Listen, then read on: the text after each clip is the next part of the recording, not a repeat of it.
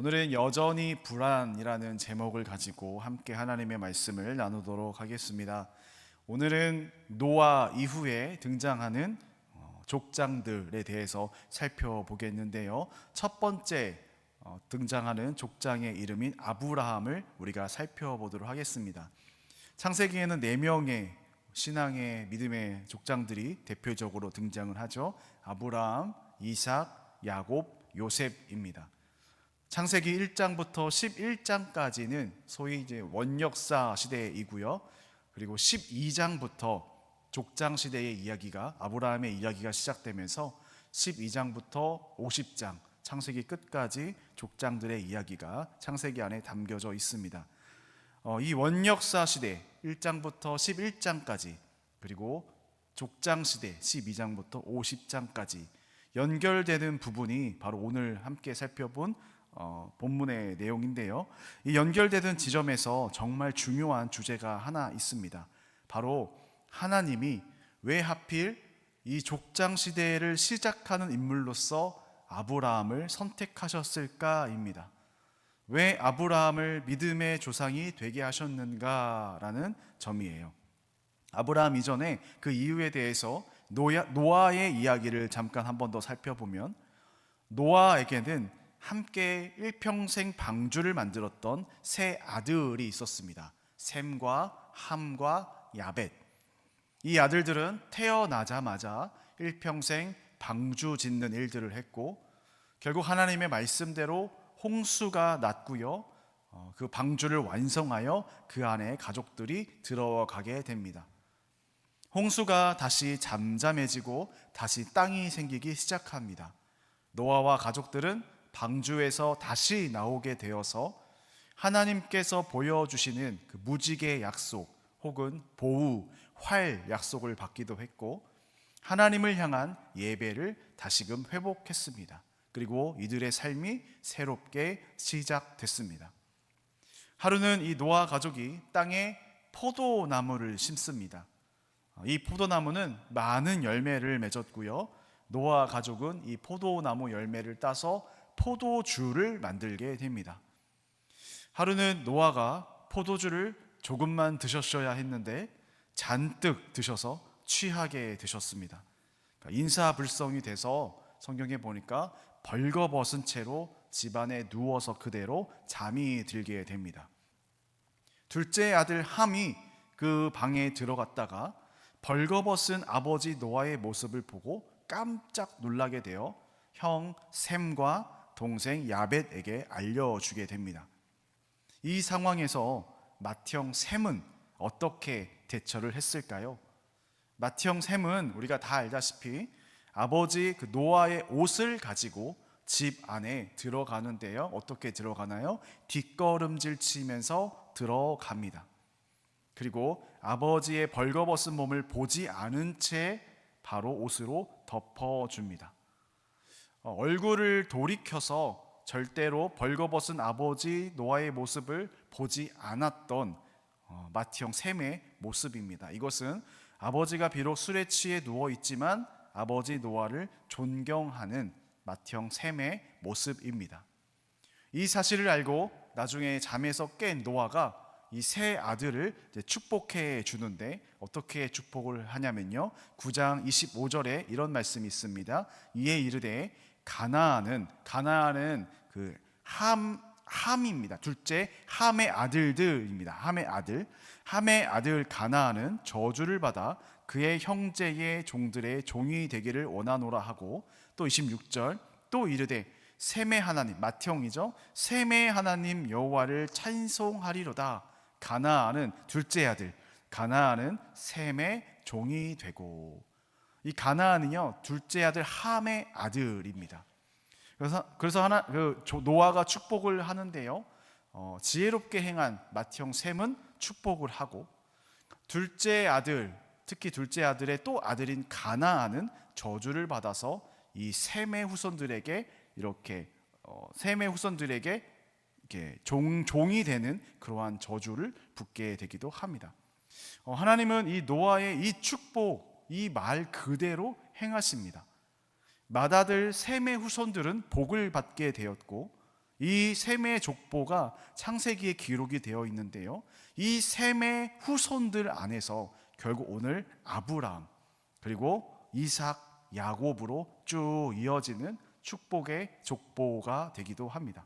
반면에 둘째 아들 함의 후손들은 이제 가나안인데요, 가나안은 우리가 다 알다시피 출애굽 이후에 이 셈의 후손들 이스라엘 사람들에게 이제 점령당하는 가나안 땅이 되지요. 그러니까 즉 오늘 아브라함을 부르신 첫 번째 이유를 살펴보자면 이 노아의 축복이 있었기 때문에 셈의 후손들을 향한 노아의 축복으로 이 셈족 안에서, 셈의 후손들 안에서 아브라함을 선택하셔서 하나님이 사용하셨다라는 사실을 우리가 먼저 볼 수 있습니다. 여러분, 말에는 놀라운 힘이 있습니다. 하나님의 형상대로 지음받은 우리 인간이 다른 피조물보다 다른 것이 있다면 말을 할 수 있다는 것입니다. 여러분, 아무리 힘들어도 죽겠다 말하지 마십시오. 나 자신에게 스스로 긍정의 말을 해주는 것은 매우 중요합니다. 하나님은 그 말대로 이루시는 분이시기 때문입니다. 나 자신을 칭찬하는 일을 여러분 아끼지 마십시오.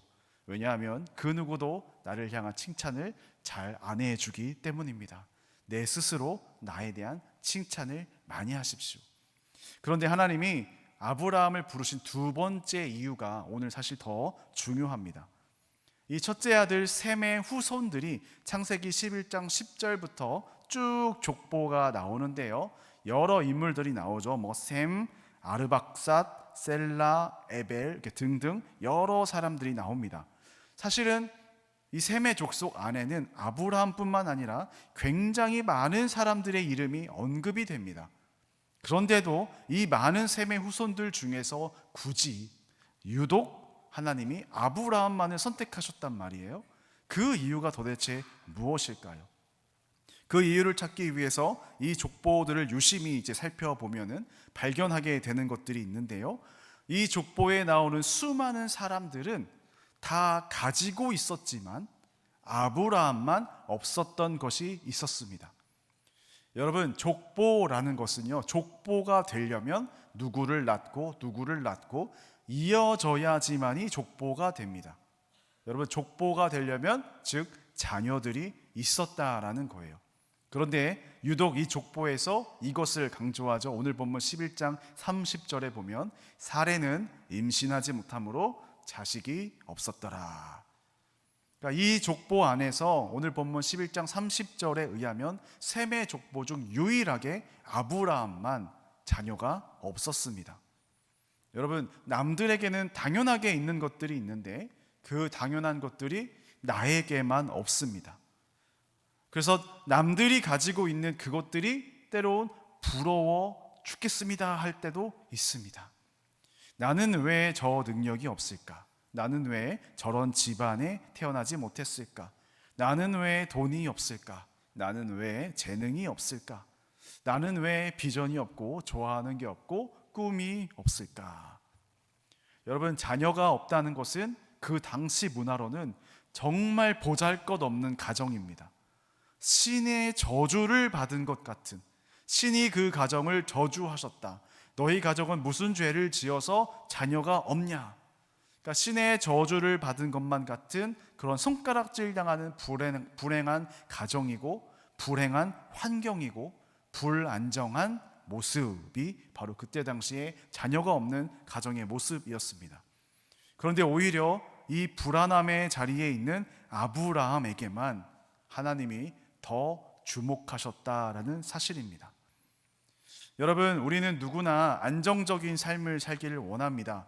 그러나 우리 인간은 안정적일 수 없는 삶을 살아갈 수밖에 없는 존재들입니다.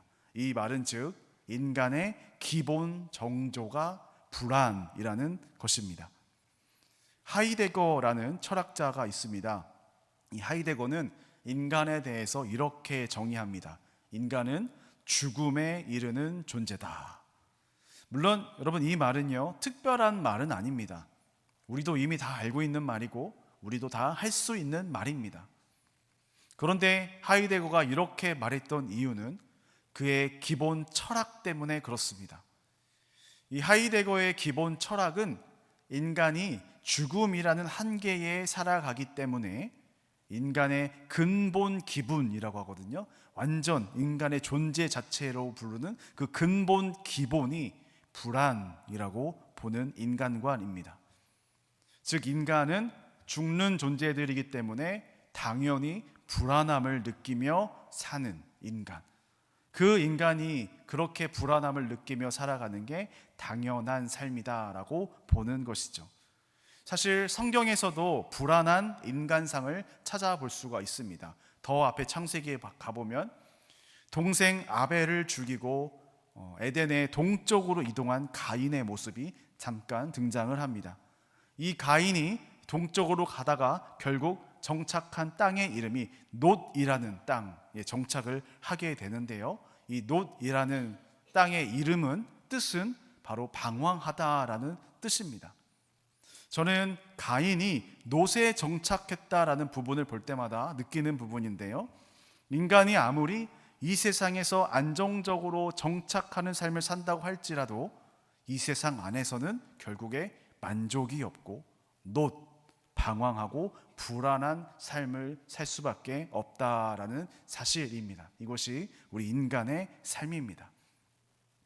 스위스 쭈리히에서 태어난 지금 21세기 뛰어난 철학자 중에 한 명인 알랭드 보통이라는 사람이요, 불안이라는 책을 썼습니다.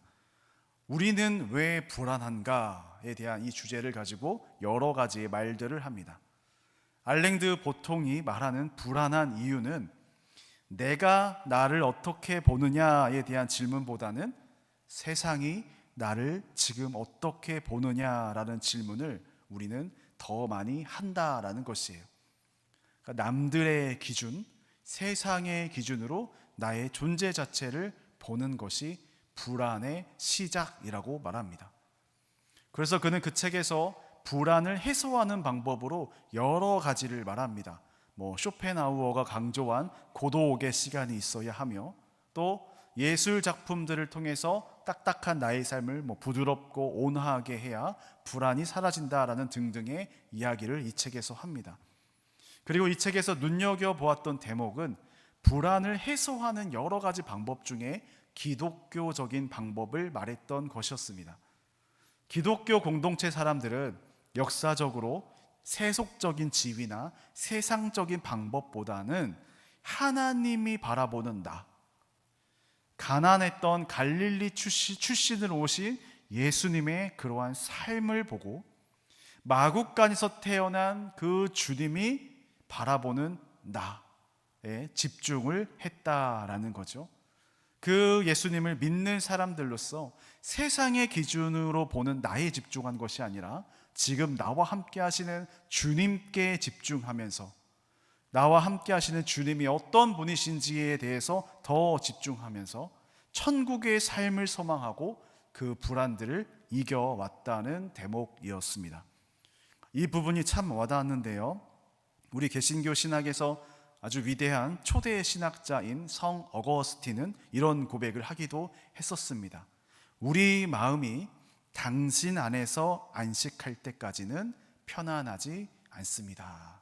그러니까 이 세상을 얘기하는 것, 이 세상에서 우리 마음이 당신 안에 안식할 때까지는 편안하지 않습니다라는 고백을 합니다. 바로 오늘 본문 11장 30절 이어서 시작되는 12장에서 아브라함을 부르시는 하나님의 말씀이 있습니다. 우리가 아주 잘 아는 말씀이죠. 12장 1절의 말씀을 우리 다 같이 한 목소리로 읽어보겠습니다. 시작.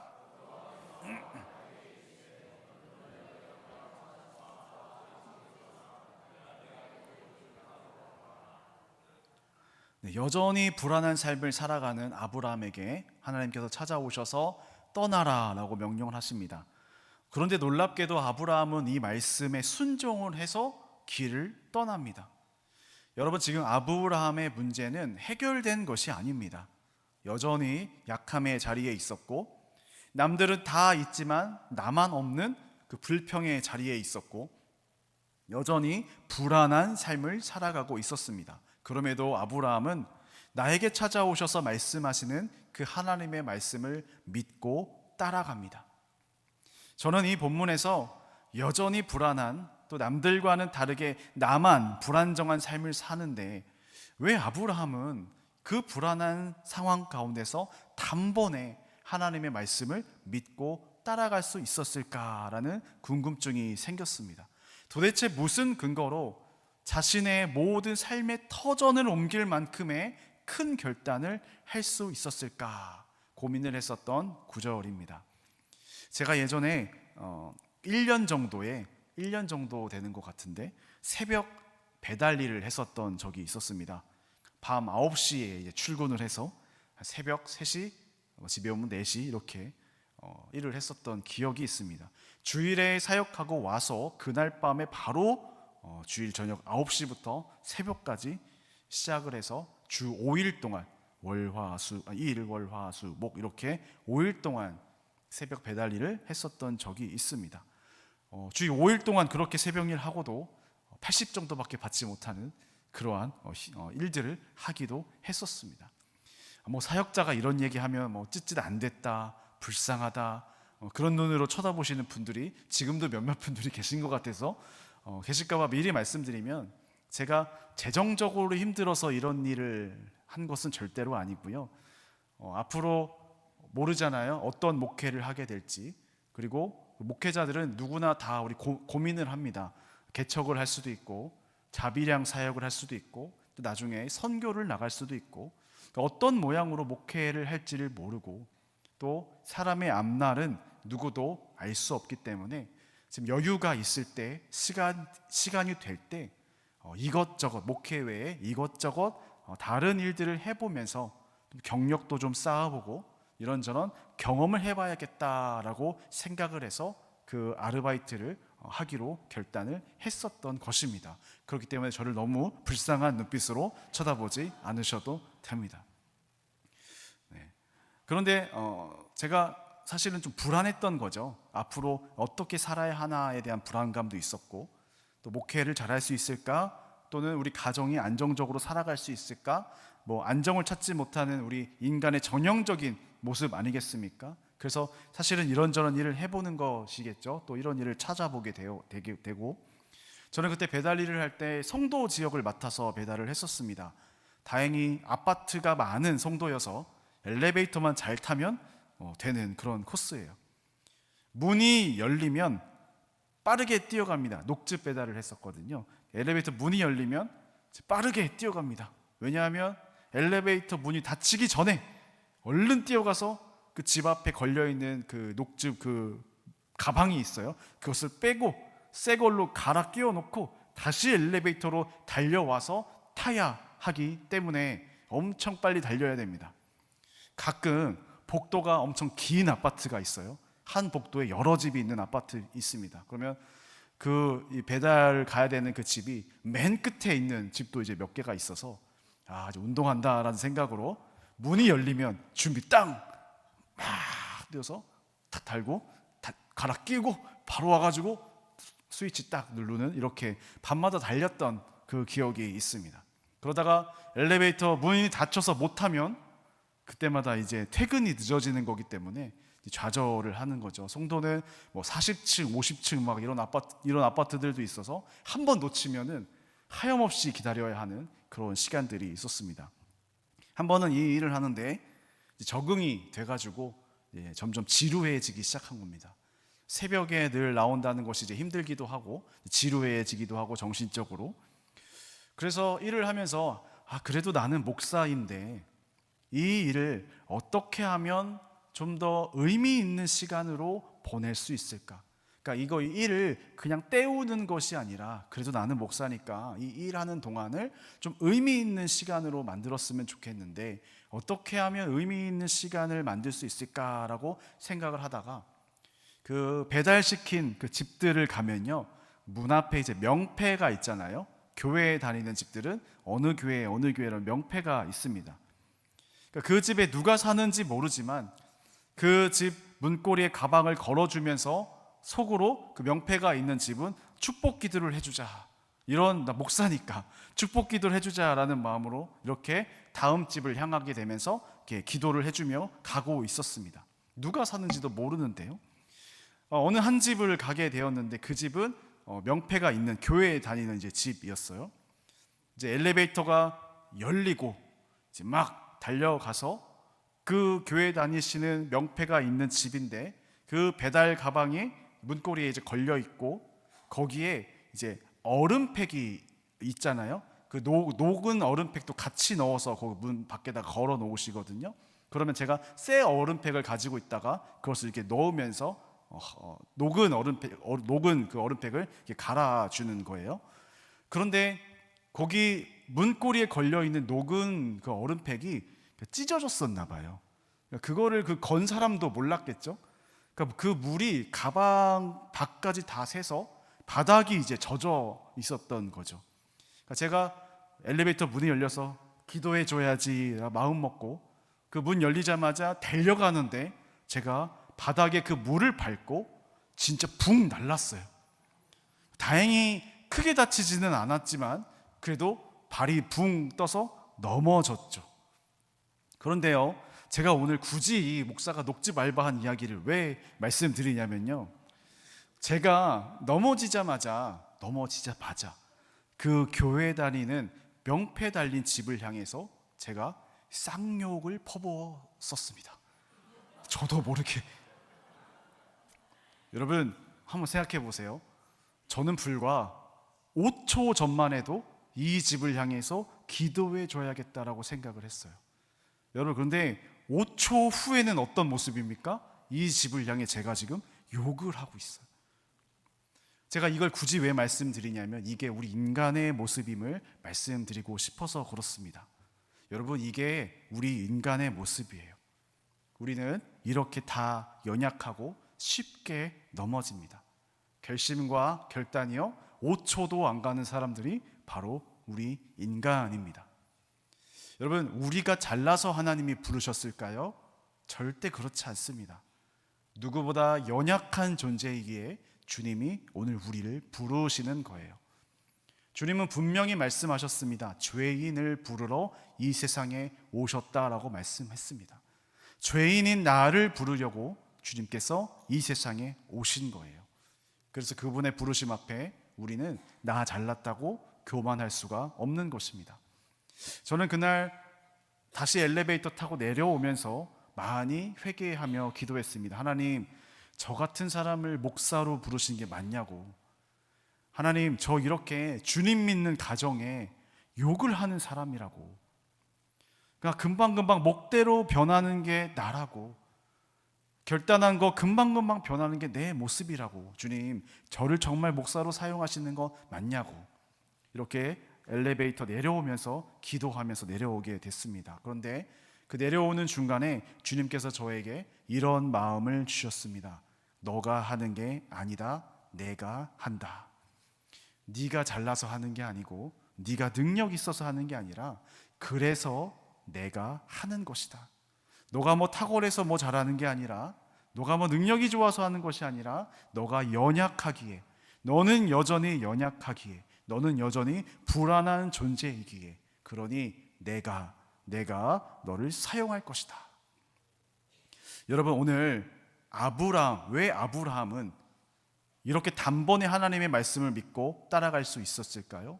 도대체 무슨 근거로 자신의 모든 삶의 터전을 옮길 만큼의 큰 결단을 할 수 있었을까요? 하나님이 아브라함을 부르셨을 때 본문을 더 자세히 보면 12장 1절에서 3절까지의 말씀에 보면 아주 반복되는 말씀이 있습니다. 우리 함께 말씀을 다시 한번 보도록 하겠습니다. 여호와께서 아브라함에게 이르시되 너는 너의 고향과 친척과 아버지의 집을 떠나 내가 네게 보여줄 땅으로 가라. 내가 너로 큰 민족을 이루고 네게 복을 주어 네 이름을 창대하게 하리니 너는 복이 될지라. 너를 축복하는 자에게는 내가 복을 내리고 너를 저주하는 자에게는 내가 저주하리니 땅의 모든 족속이 너로 말미암아 복을 얻을 것이라 하신지라. 아멘. 하나님이 아브라함을 부르시는 이 1절부터 3절까지의 장면을 보면은 하나님의 마음을 느낄 수 있는 대목이 있는 것 같습니다. 여러분 하나님은요 아브라함이 뭐 잘해서 부른 게 아니에요. 여전히 불안한 자리에서 내일 뭐 하지? 우리 가정은 어떻게 하지? 거기 떠나는 게 맞나? 앞으로 뭘 하지? 이렇게 불안한 마음을 가지고 살아가는 아브라함에게 찾아오셔서 오늘 하나님이 뭐를 강조하면서 말씀하시냐면 내가 할 것이다. 하나님이 내가라는 말을 계속 반복하면서 말씀하세요. 여러분, 아브라함이 집중했던 것은요, 여전히 불안한 자신의 환경에 집중한 것이 아니라 지금 나에게 말씀하시는 분이 누구신지 집중했던 것 같습니다. 지금 나에게 말씀하시는 이분이 누구신지를 더 집중했던 것 같습니다. 내가 하겠다라고 확신에 차서 말씀하시는 그 하나님을 그 신뢰하는 마음이 더 컸던 것이기에 지금 바로 떠남을 결단할 수 있었던 것 같다라는 생각이 들었습니다. 여러분, 우리가 믿음의 조상 아브라함을 볼 때마다 반드시 깨달아야 하는 것이 있습니다. 우리는 아브라함의 위대함을 보는 것이 아니라요, 아브라함을 만드신 하나님의 위대함을 바라보아야 합니다. 여전히 불안한 자리에 있었던 그 아브라함을 위대한 믿음의 조상으로 만들었던 하나님을 바라볼 줄 알아야 한다라는 사실입니다. 불안한 나에게만 집중하는 것이 아니라 여전히 불안한 나를 이끌어 주시는 우리 하나님께 더 집중해야 합니다. 독일에 우리 개신교 신학자 중에 루돌프 불트만이라는 신학자가 있습니다. 이분의 논문집에 보면은 접촉과 저항이라는 글이 있는데요, 이 글에서 특히 접촉이라는 것을 설명할 때 이런 말을 하시더라고요. 실존 상태에 있는 인간은 불안하고, 실존 상태에 있는 인간의 불안은 보편적이고, 이 말은 뭐냐면 살아있는 한 인간은 모두 다 불안감을 가지게 된다는 말이에요. 그리고 이렇게 이어서 말을 합니다. 불안이야말로 하나님의 말씀이 닻을 내릴 수 있는 접촉점입니다 라고 말을 합니다. 여러분, 혹시 불안하십니까? 불안한 환경이 있으십니까? 불안한 상태가 있고 불안한 어떤 상황이 있으십니까? 역설적으로 그 불안을 내가 가지고 있을 때 여러분 오히려 기뻐하십시오. 왜냐하면 주님의 접촉하심이 찾아올 때이기 때문에 그렇습니다. 성경에 보면 예수님의 수제자 베드로가 나옵니다. 수제자라서 항상 예수님 옆에 붙어 있는 사람으로 이제 묘사가 되죠. 그런데 생각보다 성경에는 베드로와 예수님이 자주 붙어서 실제로 피부와 피부가 접촉했다라는 내용들은 사실은 많이 등장하지는 않습니다. 딱 2번 정도가 나오는 것 같더라고요. 한 번은 예수님이 제자들의 발을 직접 씻길 때입니다. 여러분, 이때는 주님께서 제자들에게 마지막 작별하듯이 말씀하실 때입니다. 누가 나를 판다라는 말씀도 하고 누가 나를 잡아갈 것이다 라는 말씀도 하십니다. 제자들이 많이 불안했겠죠, 그 밤에. 그래서 그 불안에 떨고 있을 때 주님께서 제자들의 발을 접촉하시면서 발을 직접 씻겨 주셨습니다. 그리고 또 한 번은 베드로가 물 위를 걷다가 점점점 물에 빠져갈 때입니다. 그때 성경은 주님께서 즉시 손을 뻗어 베드로의 손을 잡아주셨다라고 말씀합니다. 제자 베드로가 언제 주님의 손과 접촉을 했나요? 불안해서 물속에 빠져가고 있을 때였습니다. 여러분, 우리의 불안함은 주님과의 접촉의 시작입니다. 오늘 아브라함, 누구보다 불안한 삶이었습니다. 남들 다 있는 그 자식이 유일하게 우리 가정에만 없었고 저주받은 것 같은, 신이 버린 것 같은 가정으로 여겼던 그 사람이 바로 그 아브라함입니다. 불안한 마음이 굉장히 컸겠죠. 그런데 그것이요, 주님이 찾아오시는 접촉점이었습니다. 여러분, 무엇이 여러분들을 불안하게 하십니까? 불안한 상황은 여전히 우리 곁에 머뭅니다. 그러나 그 모든 불안들을 주님께 맡기십시오. 우리가 여전히 불안해할 때에 그때가 바로 주님이 찾아오시는 때입니다. 그래서 우리의 불안은 어쩌면 우리에게 은혜가 되는 시기이기도 합니다. 그래서 우리는 여전히 불안하고 그래서 여전히 은혜로 살아가는 것입니다. 이 은혜를 잊지 않고 불안한 상황 가운데 그 모든 불안함을 주님께 맡겨드리고 나에게 찾아와 주셔서 말씀하시고 나의 손 잡아주시는 그 주님을 만나시기를 주님의 이름으로 축원합니다.